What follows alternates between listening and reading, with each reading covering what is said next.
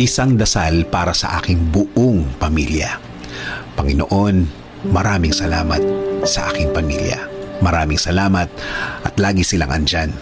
Sila po ang aking inspirasyon, ang aking lakas. Sila po ang nagiging kakampi ko sa mga pagsubok ng buhay. At laging nakaalalay kapag kailangan ko ng suporta. Lord, kasama po ng aking dasal na ito na mas mapalapit sila sa iyo, mas makilala ka nila, mas malaman pa nila ang iyong kabaitan, kasama ng nakita nila sa aking buhay na ikaw ang pinagkukunan ko ng lakas sa araw-araw. Kasama na rin ang aking dinadasal na tulungan niyo rin ang bawat isa sa kanila sa tuwing kailangan nila ng tulong ninyo, Lord. Tulad na lang ng pagtulong na ginagawa mo para sa akin.